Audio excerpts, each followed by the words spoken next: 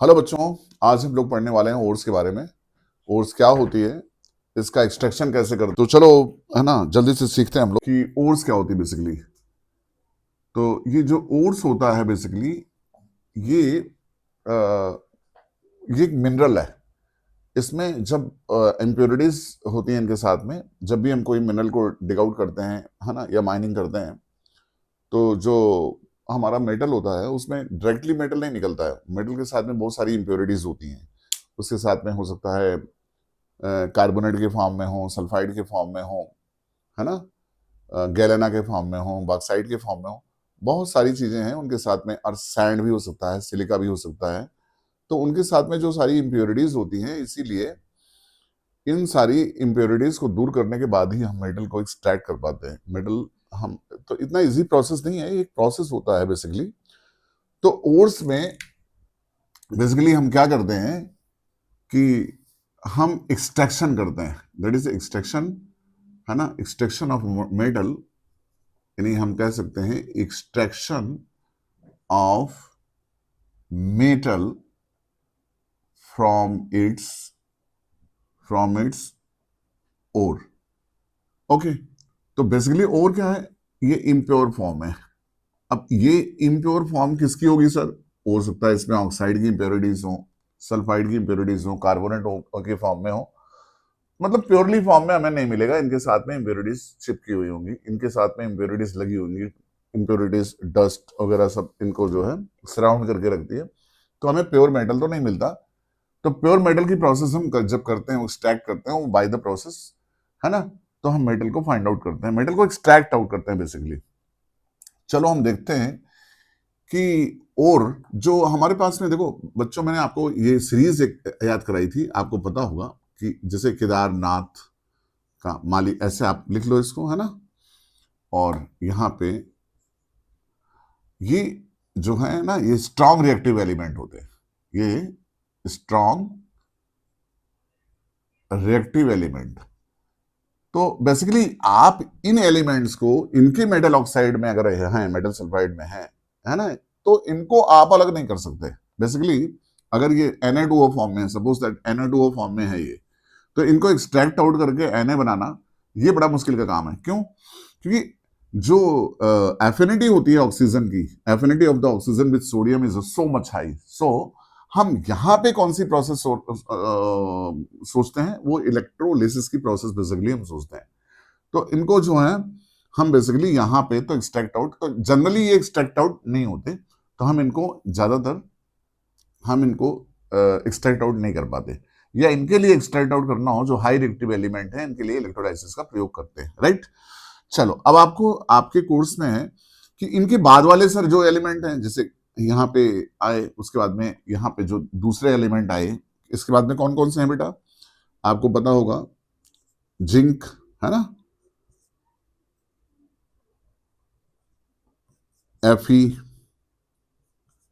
Pb, ये element जो हैं वो, है ना, मिडल रिएक्टिव सीरीज के एलिमेंट हैं। मिडल रिएक्टिव, है ना, सीरीज के एलिमेंट। अच्छा, ये जो मिडल रिएक्टिव सीरीज वाले मेंबर होते हैं ना, इनकी ये अगर अपने ओर्स में होते हैं ना, तो बेसिकली इनके लिए दो प्रोसेस होते हैं, कैल्सिनेशन और रोस्टिंग। ये आपके यहाँ पूछता है, ये आपके यहाँ बेसिकली अक्सर पूछता है कि भाई जो मिडल रिएक्टिव एलिमेंट हैं, जो मिडल रिएक्टिविटी सीरीज के एलिमेंट है, उनको किस प्रोसेस से हम एक्सट्रैक्ट आउट करते हैं। तो ये प्रोसेस बड़ी इंपॉर्टेंट है। तो चलो हम इसको आपको समझाने की कोशिश करते हैं कि मिडल रिएक्टिविटी सीरीज वाली प्रोसेस को हम कैसे एक्सट्रैक्ट आउट करेंगे। तो इसके लिए बेसिकली दो प्रोसेस है, एक होती है कैल्सिनेशन, एक होती है कैल्सिनेशन, और दूसरी होती है रोस्टिंग। देखो यहां पे क्या होता है, कैल्सिनेशन कार्बोनेट और के लिए सोचते हैं। अगर मान लीजिए इंप्योरिटीज, मान लीजिए हमें Zn जो है ना कार्बोनेट की फॉर्म में मिल रहा है, तो हम इसके लिए सोचेंगे कैल्सिनेशन। या मान लीजिए लेड मिल रहा है, लेड कार्बोनेट की फॉर्म में मिल रहा है, तो इसके लिए हम सोचेंगे कैल्सिनेशन। अगर यही, अगर माइनिंग में हमें Fe, ये मान लीजिए Zns के फॉर्म में मिलता है, या फिर ये Pb जो है हमें मिल रहा है ये PbS के फॉर्म में, तो हम यहाँ पे रोस्टिंग सोचते हैं, ठीक है। तो यहाँ पे ऑक्सीजन की रिक्वायरमेंट नहीं होती basically, because oxygen is already present in this carbonate. लेकिन यहाँ पे ऑक्सीजन की, है ना, रिक्वायरमेंट होती है। यहाँ पे ऑक्सीजन की रिक्वायरमेंट हम सोचते हैं। तो जिंक सल्फाइड ऑक्सीजन से रिएक्ट करके क्या बनाएगा, बेसिकली ये ZnO बनाएगा और प्लस सल्फर डाइऑक्साइड गैस बनाएगा।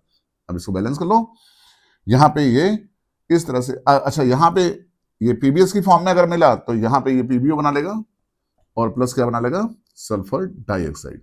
तो बेसिकली लेड ऑक्साइड, अच्छा जिंक ऑक्साइड लेड ऑक्साइड हमें मिला बेसिकली। अब मेटल ऑक्साइड तो हमें चाहिए नहीं, हमें लेड ऑक्साइड जिंक ऑक्साइड तो चाहिए ना, हमें तो इससे चाहिए ZnO से चाहिए हमें जिंक और PbO से चाहिए हमें Pb, क्योंकि हमें मेटल ऑक्साइड तो बनाना नहीं है, हमें तो बनाना है प्योर मेटल, राइट। हमें तो Zn चाहिए Pb चाहिए। अच्छा इसको तो डायरेक्ट प्रोसेस है, इसको आप जैसे ही हीट करोगे ये ZnO प्लस CO2 की फॉर्म में अलग हो जाए। हाँ बेसिकली इसको हम अलग से लिखते हैं ताकि आपको अच्छी तरह से समझ में आए। ये एक बार है ना, इसको आप ध्यान से देखने की कोशिश करो, ये बोर्ड में बहुत आता है, कई बार पूछा गया है और ये 4 मार्क्स में है ना क्वेश्चन। चलो बच्चों देखो, अब यहाँ पे हम कैल्सिनेशन और रोस्टिंग की बात करने जा रहे हैं। तो बेसिकली आपने ये बात तो समझ ली ना कि हम कैल्सिनेशन करते कब हैं। बेसिकली कैल्सिनेशन हम तभी सोचते हैं जब कोई भी हमारा मेटल कार्बोनेट ऑफ की फॉर्म में हो। अगर कार्बोनेट हो तो यहाँ पे हम ऐसे लिख सकते हैं कि calcination is done for carbonate ore only, carbonate ore है ना ओनली। अच्छा यहां roasting is done for sulphide ore. कौन से ओर बेटा, सल्फाइड ओर के लिए ही किया जाता है, ठीक है। अच्छा भाई अब सेकेंड पॉइंट क्या लिखोगे बेटा, है ना, oxygen is basically not required, oxygen है ना प्रेजेंस जनरली नॉट रिक्वायर्ड, और यहां पे ऑक्सीजन इज रिक्वायर्ड। ऑक्सीजन क्या होती है यहाँ पे, ये रिक्वायर्ड होती है। जैसे मान लीजिए कैल्शियम कार्बोनेट हमें ये मिल गया आपका लेड कार्बोनेट की फॉर्म में मिला, तो इसको फटाफट हमने क्या किया, इसको हीट कर दिया, और हीट करने के बाद में क्या किया, हीट करने के बाद में हमें मिल गया PbO और प्लस CO2। यहां पे अगर ये PbS के फॉर्म में मिला, कार्बोनेट के फॉर्म में मिला, तो हम कैल्सिनेशन सोचने जा रहे हैं। और अगर ये सल्फाइड की फॉर्म में मिला तो हम इसको सोचने जा रहे हैं है ना रोस्टिंग। तो रोस्टिंग में क्या होता है कि लेड सल्फाइड को ऑक्सीजन की प्रेजेंस में गर्म कर देते हैं। जैसे ये हीट हमने किया तो क्या बन गया, ये बन गया PbO और प्लस SO2। अब देखो यहाँ पे इसमें भी PbO बना, इसमें भी PbO बना, दोनों में कॉमन क्या है कि लेड ऑक्साइड बना रहे हैं, मेटलिक ऑक्साइड बना रहे हैं, है ना। मेटलिक ऑक्साइड कैसा नेचर का होता है, बेसिक नेचर का होता है। यहाँ पे भी कैसा नेचर है, बेसिक नेचर। मतलब दोनों में एक कॉमन चीज तो हो गई ना। दोनों में कॉमन चीज क्या है कि दोनों ही मेटल ऑक्साइड फॉर्म कर रहे हैं। अच्छा मेटल ऑक्साइड तो हमें चाहिए नहीं, मेटल ऑक्साइड का कर देंगे रिडक्शन, कार्बन क्या करेगा, ऑक्सीजन को कैप्चर कर लेगा। कार्बन क्या करता है, ऑक्सीजन को कैप्चर करेगा, ये बन गया Pb और प्लस CO, ये हो गई एक रिडॉक्स रिएक्शन, राइट। अच्छा सेम लाइकवाइज यहां पे भी कर सकते हैं। अच्छा क्या कार्बन से ही कर सकते हैं, नहीं सर, हम कार्बन मोनोऑक्साइड से भी कर सकते हैं। कार्बन मोनोऑक्साइड भी PbO को ये बना देगा Pb, और यहां पे ये कार्बन ऑक्साइड मोनोऑक्साइड ये ऑक्सीजन को खींच लेगा, तो ये बना देगा CO2, कार्बन डाइऑक्साइड गैस निकल जाएगी। सेम लाइक यहां पे भी हम सोचेंगे, PbO का रिडक्शन करा देंगे C, यहां पे ये क्या बन गया बेटा, Pb बन गया और ये बन गया CO। तो बेसिकली ये आपका मेटल मिल गया ना हमें। अब ये जो मेटल मिल गया ये एक्चुअली में अभी ये पूरी तरह से प्योर नहीं है। अब इसकी हम करने जा रहे हैं इलेक्ट्रोड रिफाइनिंग। तो इलेक्ट्रोड रिफाइनिंग नेक्स्ट स्टेप है, ये हम नेक्स्ट पढ़ने वाले हैं। इलेक्ट्रोड रिफाइनिंग आज के लिए इतना ही। आज आपने ये पढ़ा कैल्सिनेशन रोस्टिंग कैसे वर्क करता है और इसके रिएक्शन क्या होती है। बेसिकली अगर ये 4 नंबर में आए तो बेसिकली आपको कुछ नहीं करना, कार्बोनेट ओर की फॉर्म में होता है, कार्बोनेट की फॉर्म में मिलता है, तो कार्बोनेट ओर को जैसे हम ये गर्म करेंगे, हीट करेंगे, तुरंत ये PbO मिल गया और प्लस कार्बन डाइऑक्साइड गैस निकल गई। यहाँ पे क्या मिल गया, यहाँ पे लेड ऑक्साइड जो यहाँ पे बना था, ये रिड्यूसर लगा देंगे हम, रिड्यूसिंग एजेंट कार्बन है। कार्बन क्या करेगा, ऑक्सीजन को खींच लेगा, PbO बना देगा, ये लेड हमारा बन गया, यही लेड हमें चाहिए था। अच्छा हम कार्बन मोनोऑक्साइड भी लगा सकते हैं, हम रिड्यूसर एक H2 भी लगा सकते हैं, तो क्या करेगा, ये Pb और प्लस H2O को अलग कर देगा, क्योंकि रिड्यूसर का मतलब होता है ये रिड्यूसिंग एजेंट है, ये रिड्यूसिंग, भाई एक रिडॉक्स रिएक्शन है, आई ऑलरेडी टोल्ड यू कि how it is working as a reducing agent. Carbon का ऑक्सीडेशन हो रहा है ना, कार्बन कार्बन मोनोऑक्साइड में चेंज हो रहा है, कार्बन ऑक्साइड है ना, कार्बन ऑक्सीजन गेन कर रहा है। अच्छा, कार्बन से अगर कार्बन डाइऑक्साइड हो रहा है तो कार्बन का है ना ऑक्सीडेशन हो रहा है, तो जिसका ऑक्सीडेशन होता है वही तो रिड्यूसिंग एजेंट है, वही तो आर ए है, रिड्यूसिंग एजेंट है या रिड्यूसर है। तो C and CO and H2 is a very good reducer. तो I hope you got it. आज के लिए इतने ही करते हैं बच्चों, थैंक यू वेरी मच, है ना। अगर वीडियो आपको पसंद आया हो तो आप इसको सब्सक्राइब करो, है ना। अगर तुम्हें कहीं पे दिक्कत हो रही है ना तो एक बार रिवाइंड करके एक बार फिर से देखो, फिर से देखो कि कहाँ पे प्रॉब्लम हो रही है। बेसिकली ये हमने उतने ही पॉइंट जो एनसीईआरटी के वैलिड पॉइंट्स हैं, जो इंपॉर्टेंट हैं, जिनके लिखने से आपको 4 के में 4 नंबर पूरे मिलने वाले हैं, वो मैंने एकदम डिट्टो वैसे ही बताया आपको जैसे एनसीईआरटी बुक में है।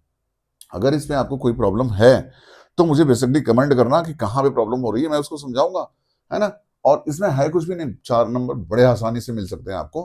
बेसिकली कैल्सिनेशन आप ऐसे सोचो, कैल्सिनेशन कैल्सिनेशन कैल्सिनेशन पहला सी है और कार्बोनेट और। अब आपको मालूम होगा कैल्सिनेशन कार्बोनेट और के लिए सोचते हैं, रोस्टिंग सोचते हैं सल्फाइड और के लिए, सल्फाइड और है तभी हम रोस्टिंग सोचेंगे। और ये सबसे बड़ी बात है, ये मेडियोकर एलिमेंट के लिए है।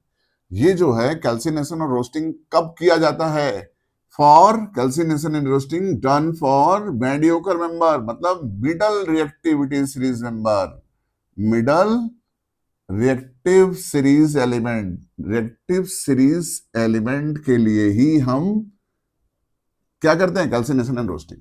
तो ये आपसे पूछा जा सकता है बेटा कि calcination and roasting when you think, तो calcination and roasting is done only when middle reactive है ना सीरीज मेंबर आर देयर। जैसे आपका हो गया लेड हो गया, है ना, Fe हो गया, जिंक हो गया, तो ऐसे मिडिल रिएक्टिविटी सीरीज के मेंबर हैं, तो इनके लिए हम कैल्सिनेशन और रोस्टिंग सोचते हैं। Thank you, bye bye.